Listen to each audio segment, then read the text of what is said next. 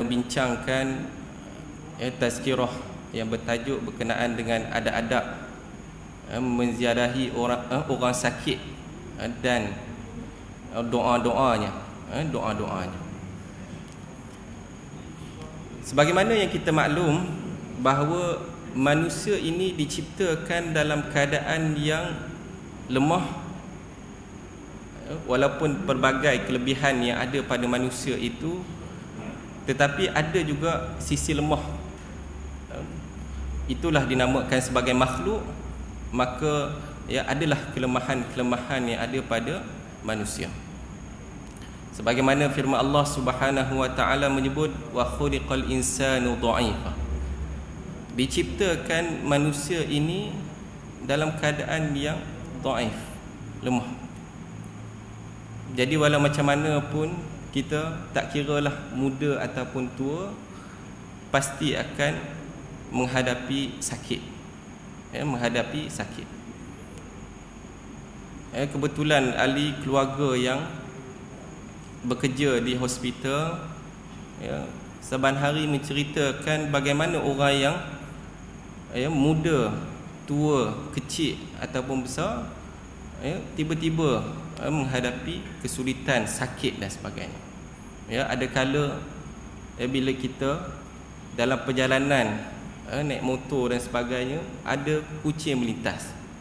Baru-baru ni ada suri rumah yang melintas, naik motor, ada kucing melintas, dia terbabas, jatuh, yang menyebabkan terlalu banyak sakit sehingga tulang pinggangnya patah. Patah yang mana susah kalau tempat antara tulang pinggul dengan pinggang kita tu nak bercantum balik, susah kalau keadaan macam tu. Tengkorak pecah hanya dengan sebab mengelak daripada kucing tadi. Ada orang juga mengelak daripada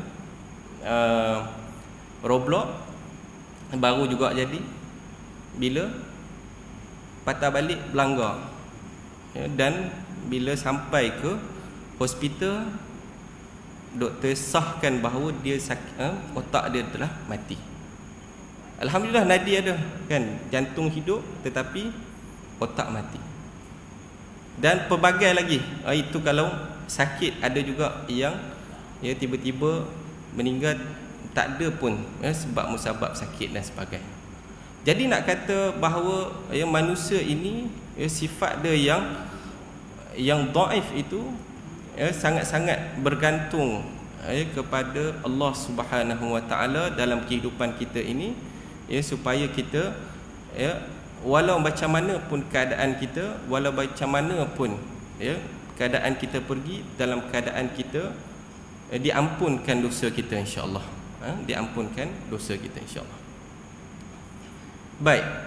Apabila orang yang sakit ini, dia akan menghadapi macam-macam kesulitan lah. Menghadapi macam-macam kesulitan sebab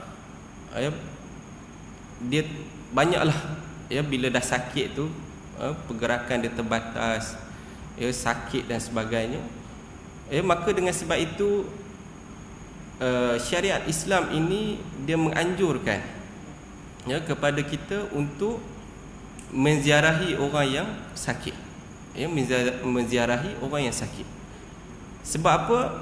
Sebab orang yang sakit ni, dia motivasi dia lemah kan, duduk sorang-sorang, tak ada siapa-siapa, dia akan menghadapi satu keadaan yang sunyi dan sebagainya.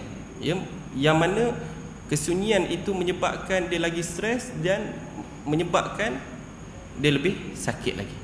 Dengan sebab itu fitrah ini agama memahaminya, maka dia menganjurkan kepada kita untuk ziarah orang yang sakit. Ziarah orang yang sakit.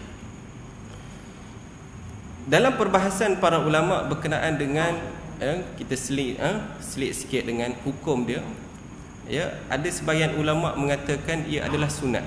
Sunat muakkad yang dituntut, walau bagaimanapun Ibn Taymiyah rahimahullah, Syekhul Islam Ibn Taymiyah rahimahullah menyebut bahawa dia adalah fardu kifayah. Ya, fardu kifayah yang dituntut kepada sebahagian orang Islam untuk menunaikannya. Imam Al-Bukhari mengatakan bahawa ziarah orang sakit itu wajib. Ya, wajib. Dan Imam An-Nawawi menyebut bahawa beliau berpendapat bahawa menziarahi hukum orang sakit itu hukumnya adalah sunat muakkad. Baik, berdasarkan pandangan para ulama ini adalah disebabkan bahawa banyaknya hadis-hadis Nabi SAW itu menyuruh kepada menuntut kepada untuk kita ziarah orang sakit. Banyak dalam hadis Nabi SAW. Sebagaimana daripada hadis Nabi SAW, hakul muslim 'alal muslim sittun. Salah satunya adalah wa idza marida fa'udhu. Wa idza marida fa'udhu. Dalam hadis ini yang bermaksud bahawa hak muslim ke atas muslim itu 6 perkara. Ada 6 perkara dan salah satunya adalah menziarahi orang yang sakit. Maka dengan sebab itu para ulama menyebabkan suruhan yang bila hak ini menyuruh kepada kewajipan itu, menyatakan tentang kewajipan untuk menunaikan ziarahi orang yang sakit itu dengan sangat-sangat yang dituntut, sangat-sangat yang dituntut. Jadi dengan sebab itu ada ulama yang faham bahawa suruhan itu adalah wajib dan sebahagian lagi yang suruhan itu lebih kepada sunat muakkad, iaitu sunat yang dituntut. Ala kulli hal, nak kata bahawa tuntutan itu sangat-sangat perlulah untuk kita menziarahi orang yang sakit. Baik, dari sudut fadilat,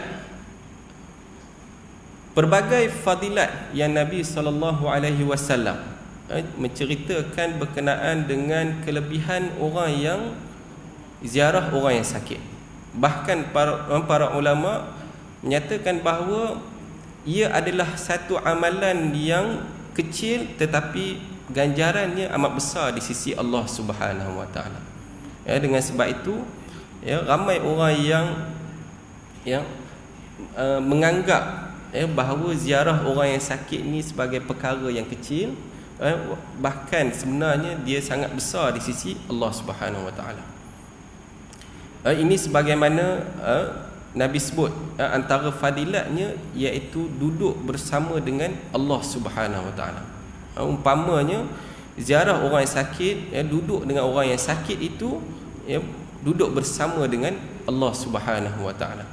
Ini sebagaimana Nabi sebut dalam hadis yang diriwayatkan oleh Imam Muslim yang menyatakan bahawa qala Rasulullah sallallahu alaihi wasallam, innallaha azza wa jalla yaqulu yaumal qiyamah ya ibna adam maridtu falam ta'udni qala ya rabbi kaifa a'uduka wa anta rabbul alamin qala ama alimta anna 'abdi fulana marida falam ta'udhu amma alimta annaka law udtahu lawajadtani indahu. Dalam hadis itu panjang dan dalam maksudnya iaitu sesungguhnya pada hari kiamat Allah Subhanahu Wa Taala berfirman dalam hadis kursi, bagi tahu hai anak Adam, aku sakit tetapi kamu tidak menjengukku. Dia berkata, wahai Rabbku, bagaimana aku menjengukmu padahal engkau adalah Rabb semesta alam. Tahukah dia berfirman, Allah SWT berfirman, tahukah kamu bahawa hambaku si fulan sakit tetapi kamu tidak mahu menziarahinya? Tahukah kamu jika kamu menjenguknya kamu akan mendapati aku berada di sisinya? Hai anak Adam, aku minta makan kepadamu tapi kamu tidak mahu memberi makan kepadaku. Dia berkata, wahai Rabbku, bagaimana aku memberi makan kepadamu sedangkan engkau adalah Rabbul Alamin? Dia berkata, tidakkah kamu tahu bahawa ada hambaku si fulan itu meminta makanan kepada kamu? tapi kamu tidak memberi makanan kepadanya, tidakkah kamu tahu bahawa jika kamu memberi makannya, kamu akan mendapati hal itu di sisi. Jadi jelas dalam hadis kursi ini menceritakan bahawa Allah Subhanahu Wa Taala itu dekat dengan orang yang sakit. Maka apabila kita pergi ke menziarahi orang yang sakit itu, kita dekat dengan Allah Subhanahu Wa Taala. Imam Nawawi menyebutkan, menukilkan bahawa para ulama mengatakan bahawa Allah menambahkan kesakitan kepada seorang hamba adalah untuk memuliakan seorang hamba dan mendekatkan hamba kepadanya. Baik. Jadi dalam kesakitan itu yang kita hadapi, kadang-kala dia adalah tasyrif, memuliakan, dan kadang-kala dia adalah untuk taqriban lahu, mendekatkan diri kepada Allah. Dan ada kalanya kesakitan itu adalah untuk musibah dan ujian, yang mana dia adalah untuk mensucikan dosa kita kepada Allah Subhanahu Wa Taala. Jadi pada hadis ini yang umum, siapa-siapa pun yang sakit, maka Allah Subhanahu Wa Taala bersamanya, dan tentulah orang yang menziarahinya akan mendapat ganjaran yang besar. Dan demikian juga fadilatnya, sebagaimana para ulama bagi tahu bahawa malaikat mendoakan dan meminta ampun kepadanya. Maknanya selagi mana dia dalam keadaan dia menziarahi orang sakit itu, maka malaikat mendoakan dan meminta ampun kepadanya. Ini sebagaimana dalam hadis Nabi sallallahu alaihi wasallam, yaqulu ma min muslim ya'udu musliman ghudwatan illa shalla alaihi 70,000 malak hatta yumsi wa in adahu 'ashiyatan illa shalla alaihi 70,000 malakin hatta yusbih wa kana lahu kharifun fil jannah. Dalam hadis ini menyebut bahawa apabila seorang itu menziarahi orang sakit, maka dalam keadaan itu seramai 70,000 malaikat yang mendoakan keampunan kepada orang yang menziarahi orang sakit. Apabila dia datang pada waktu pagi, maka malaikat akan mendoakannya sampai pada waktu petang. Kalau dia datang pada waktu petang, para malaikat akan mendoakan keampunannya sehingga pada waktu pagi. Hadis riwayat At-Tirmizi dalam riwayat sanadnya hasan. Jadi nak kata bahawa banyaklah fadilat berdasarkan daripada hadis Nabi sallallahu alaihi wasallam. Demikian juga dalam hadis yang lain menyebut berkenaan dengan turunnya rahmat dan keampunan, kebahagiaan dan kenikmatan, serta mengetahui nikmat Allah ke atas diri kita. Kadang-kadang apabila kita ziarah orang yang sakit ni, kita dapat lihat betapa kita perlu, betapa kita mensyukuri nikmat yang ada pada diri kita ini dari segi sihat tubuh badan yang ada pada diri kita. Baik, muslimin muslimat yang dirahmati oleh Allah Subhanahu Wa Taala, itu berkenaan dengan banyaknya fadilat. Nak kata ini adalah tak sampai separuh daripada hadis yang menyatakan berkenaan dengan fadilat tersebut. Ini nak kata inilah fadilat yang confirm yang ada dalam hadis Nabi yang kita perlu buat. Yang perlu kita buat, tak perlu kita nak cari fadilat-fadilat yang tak ada dalam hadis-hadis yang sahih. Baik. Dan apabila kita nak menziarahi orang yang sakit itu bukanlah secara sembrono saja, tetapi ada adabnya. Adanya ada adab bila kita nak ziarah orang yang sakit. Baik, yang pertama para ulama dia menggariskan bahawa tujuan ziarah itu ikhlas kerana Allah Subhanahu Wa Taala. Itu pentinglah apabila kita untuk kita beribadah, mendekatkan diri kepada Allah dari segi amalan perbuatan kita hendaklah Jangan lupa iaitu apa sahaja yang kita buat, ikhlaskan niat kerana Allah Subhanahu Wa Taala. Ya, hatta kita buat kerja, kita makan dan sebagainya, kita niatkan kerana Allah Subhanahu Wa Taala. Yang kedua, ya, apabila kita ziarah tu, kita memilih waktu yang sesuai lah. Ya, memilih waktu yang sesuai. Ya, demikian juga kita boleh maklumkan kepada orang yang sakit itu dengan datang dengan lebih awal, kita maklumkan terlebih dahulu. Dan yang ketiga, bawa buah tangan, makanan yang sesuai lah, makanan yang sesuai untuk orang sakit. Bertanyakan khabar pada pesakit, memberi nasihat. Kadang-kadang ada orang sakit ni, bila dia sakit, dia tak mau solat. Dia tak nak solat, dia tak nak puasa. Ramai orang yang macam tu. Tak kira lah dekat hospital ke dekat rumah. Sedangkan dalam agama itu banyaknya taisir, keringanan kepada orang yang adanya masyaqqah, kesukaran. Jadi boleh kita nasihatkan dari sudut, kalau Imam Dr. Yusuf Al-Qaradawi, apabila dia menunjukkan contoh, bila dia kat hospital, dia susah nak pergi ke tandas, dia tayamum. Dia tayamum macam mana? Dia tepuk je dekat dinding. Itu pun perbahasan para fuqaha. Tepuk kat dinding, dia bersuci, ambil hadas kecil kat situ. Solat dalam keadaan duduk, solat jamak ketika sakit, dan macam-macam lagi rukhsah yang ada, yang mana kita perlu belajar apabila kita nak menghadapi kesakitan nanti, ataupun kita nasihatkan kepada orang yang sakit. Kita nasihatkan kepada orang yang sakit supaya pada waktu-waktu inilah paling penting untuk kita mendekatkan diri kepada Allah Subhanahu Wa Taala. Baik. Dan yang seterusnya, jangan kita mengalahkan doktor lah ketika nak menziarahi tu. Kata adanya suplemen ni lah, ada vitamin ni dan sebagainya, yang mana hal itu menyebabkan boleh lagi membawa mudarat kepada pesakit tersebut. Dan yang terakhir sekali, adab menziarahi orang yang sakit itu, iaitu kita ruqyah ataupun kita mendoakan kepada pesakit tu dengan doa-doa yang maksur daripada Nabi SAW. Ini sebagaimana berdasarkan pada tajuk kita, doa apabila kita nak ziarah orang yang sakit itu, kita iringkan dengan doa sekali. Doa daripada Nabi SAW, iaitu la ba'sa tahurun insya-Allah.